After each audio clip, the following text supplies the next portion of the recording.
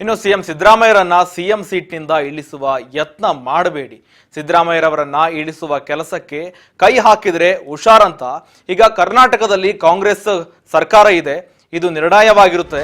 ಸಿದ್ದು ಪರ ಜೆಡಿಎಸ್ ಶಾಸಕ BN Ravikumar ಭರ್ಜರಿಯಾಗಿ batting ಮಾಡಿದ್ದಾರೆ. ಸಿದ್ದರಾಮಯ್ಯರನ್ನ ಇಳಿಸುವ ಕೆಲಸಕ್ಕೆ ಕೈ ಹಾಕಿದ್ರೆ ಹುಷಾರ್ ಹೀಗಂತ ಕಾಂಗ್ರೆಸ್ನ ಶಾಸಕರು ಅಥವಾ ಕಾಂಗ್ರೆಸ್ನ ಸಚಿವರು ಜೊತೆಗೆ ಇವರ್ಯಾರು ಕೂಡ ತಮ್ಮ ಸ್ವಪಕ್ಷದ ನಾಯಕರು ಯಾರು ಹೇಳಿಕೆ ಕೊಟ್ಟಿಲ್ಲ. ಆದರೆ ಜೆಡಿಎಸ್ನ ನಾಯಕರೊಬ್ಬರು ಹೇಳಿಕೆ ಕೊಟ್ಟಿದ್ದಾರೆ. ಸಿದ್ದು ಪರ JDS MLA BN Ravikumar bat ಬೀಸಿದ್ದಾರೆ.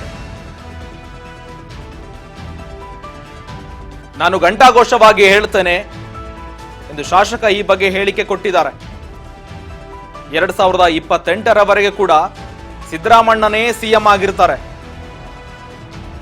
ಸಿದ್ದರಾಮಯ್ಯರವರನ್ನ ಇಳಿಸುವ ಕೆಲಸಕ್ಕೆ ಕೈ ಹಾಕಿದ್ರೆ ಹುಷಾರ್, ಕರ್ನಾಟಕದಲ್ಲಿ ಕಾಂಗ್ರೆಸ್ ನಿರ್ಣಾಯಕವಾಗಿರುತ್ತದೆ. ಸಿದ್ದು ಪರ ಜೆಡಿಎಸ್ನ ಶಾಸಕ BN ರವಿಕುಮಾರ್ ಬ್ಯಾಟ್ ಬೀಸಿದ್ದಾರೆ. ಯಾರು ಕೂಡ ಈ ಕೆಲಸ ಮಾಡ್ತಾ ಇದ್ದಾರೆ ಅವರಿಗೆ ಭವಿಷ್ಯ ಇರೋದಿಲ್ಲ. ಸಿದ್ದರಾಮಯ್ಯರನ್ನ ಕೆಳಗಿಳಿಸುವ ಪ್ರಯತ್ನ ಯಾರು ಮಾಡ್ತಾರೆ ಅಂತವರಿಗೆ ಭವಿಷ್ಯ ಇರೋದಿಲ್ಲ ರಾಜಕೀಯವಾಗಿ. ಹೀಗಂತ ಶಾಸಕ ಜೆಡಿಎಸ್ ಶಾಸಕ BN ರವಿಕುಮಾರ್ ಈ ಬಗ್ಗೆ ಹೇಳಿಕೆ ಕೊಟ್ಟಿದ್ದಾರೆ. ಕಾಂಗ್ರೆಸ್ ಸರ್ಕಾರ ಬಂದು 22 ತಿಂಗಳು ಮುಗಿತಾ ಬಂದಿದೆ. ಇವತ್ತು ಕರ್ನಾಟಕ ಕಾಂಗ್ರೆಸ್ ಪಕ್ಷದಲ್ಲಿ ಏನಿವತ್ತು ನಮ್ಮ ರಾಜ್ಯದ ಮುಖ್ಯಮಂತ್ರಿಗಳಾದಂಥ ಸಿದ್ದರಾಮಣ್ಣನವರ ಜೊತೆಯಲ್ಲಿರ್ತಕ್ಕಂಥ ಹತ್ತಿರವಾಗಿರ್ತಕ್ಕಂಥ ನಾಯಕರುಗಳನ್ನ ಇವತ್ತು ತೇಜಾವಾದೆ ಮಾಡ್ತಕ್ಕಂಥ ಕೆಲಸ ಪ್ರಾರಂಭ ಆಗಿದೆ.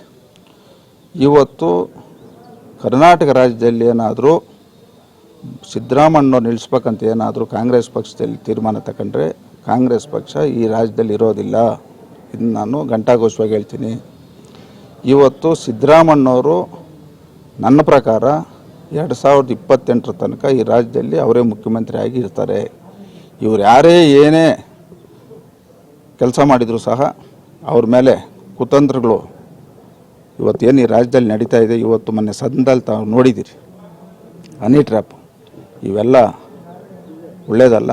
ಇವತ್ತು ನಾವು ಒಬ್ಬ ಜನಪ್ರತಿನಿಧಿಗಳಾಗಿ ಶಾಸಕನಾಗಿ ಇವತ್ತು ನಮಗೆ ಜನಗಳ ಮಧ್ಯೆ ಮುಖ ತೋರಿಸ್ತಕ್ಕಂಥ ಪರಿಸ್ಥಿತಿ ಇವತ್ತು ಬಂದಿದೆ. ಇವತ್ತು ರಾಜಕಾರಣ ಏನಿದ್ರು ರಾಜಮಾರ್ಗದಲ್ಲಿ ಮಾಡಬೇಕು.